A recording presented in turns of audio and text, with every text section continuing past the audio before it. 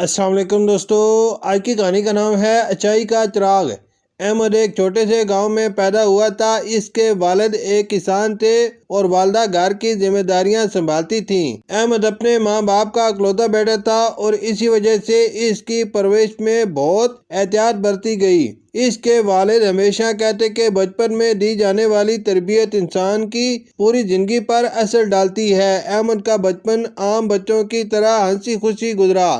گاؤں میں کھیتوں میں کھیلتا، دوستوں کے ساتھ درختوں پر چڑھنا اور ندی کنارے بیٹھ کر پانی میں پتھر پھینکنا اس کی پسندیدہ سرگرمیاں تھیں۔ مگر اس کے والدین ایک بات کا ہمیشہ خیال رکھتے تھے کہ احمد اچھے اخلاق اور نیک عادات کو اپنائے۔ ایک دن احمد کے والد نے اسے دکان سے کچھ سودا سلف لانے کے لیے بھیجا۔ احمد نے دکاندار کو پیسے دیے اور سامان لے کر گھر آ گیا۔ جب اس نے چیزیں اپنی امی کو دکھائیں تو انہوں نے محسوس کیا کہ دکاندار نے زیادہ سامان دے دیا ہے اور پیسے کم لیے ہیں۔ والد نے احمد کو بلایا اور نرمی سے پوچھا کہ کیا اس نے دکاندار کو بتایا تھا کہ اسے زیادہ سامان ملا ہے؟ احمد نے معصومیت سے جواب دیا کہ نہیں، چونکہ اسے لگا کہ یہ اس کے لیے فائدے کی بات ہے۔ والد نے مسکرا کر احمد کو اپنے پاس بٹھایا اور سمجھایا کہ دیانتداری سب سے بڑی خوبی ہے۔ انہوں نے کہا کہ اگر ہم کسی کی غلطی سے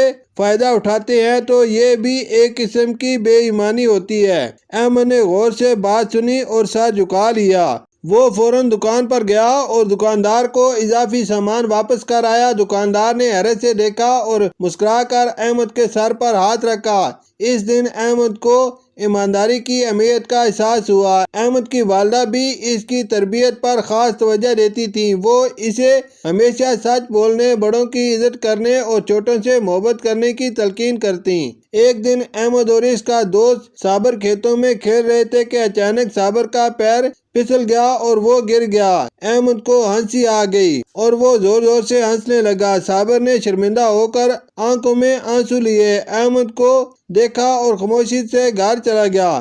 جب احمد گھر آیا تو اس کی ماں نے اس کے چہرے پر شرارت بھانپ لی۔ انہوں نے پوچھا کہ آج کھیلنے کے دوران کیا ہوا؟ پہلے تو احمد نے ٹالنے کی کوشش کی مگر پھر اس نے ساری بات بتا دی۔ اس کی ماں نے نرمی سے سمجھایا کہ دوسروں کی تکلیف پر ہنسنا بہت غلط بات ہے۔ اگر ہمیں کسی کے ساتھ ہمدردی نہیں تو کم از کم ہمیں اس کے دکھ کا مذاق بھی نہیں بنانا چاہیے۔ احمد نے ندامت سے سر جھکایا اور دوسرے دن صابر کے گھر جا کر اس سے معافی مانگی۔ اسی طرح احمد کے والدین نے اسے محنت کی عظمت بھی سکھائی۔ گاؤں میں کھیتوں میں کام کرنا عام بات تھی مگر احمد چونکہ اکلوتا بیٹا تھا اس لیے اسے زیادہ کام کرنے کی ضرورت نہیں تھی۔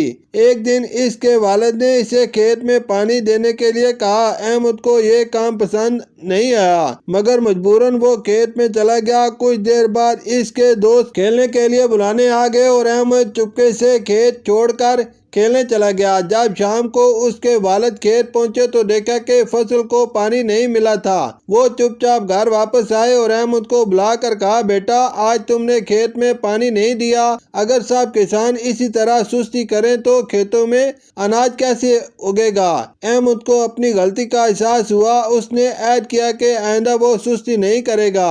اگلے دن وہ خود ہی کھیت میں گیا اور سارا کام مکمل کیا۔ اس دن اسے محنت کی حقیقی اہمیت کا اندازہ ہوا۔ وقت گزرتا گیا اور احمد ایک سمجھدار اور نیک نوجوان بنتا گیا۔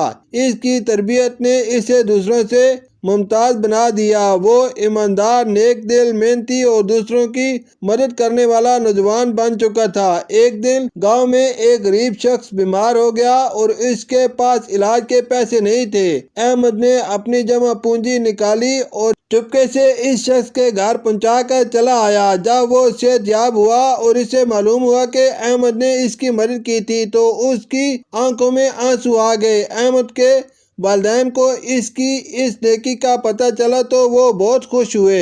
انہوں نے احمد کو پیار سے گلے لگایا اور کہا، بیٹا یہی بچپن کی تربیت کا نتیجہ ہے کہ تم آج دوسروں کے کام آ رہے ہو۔ ہمیشہ یاد رکھنا، نیکی کا چراغ جس دل میں جلتا ہے وہ دل دنیا میں سب سے روشن ہوتا ہے۔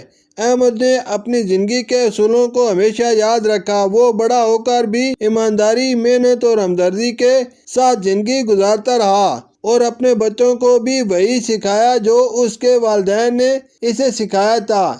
اس کی کہانی آج بھی گاؤں میں ایک مثال کے طور پر یاد کی جاتی ہے کہ اچھی تربیت انسان کو کیسا بناتی ہے اور کیسے اس کا اثر پوری زندگی پر رہتا ہے۔ شکریہ۔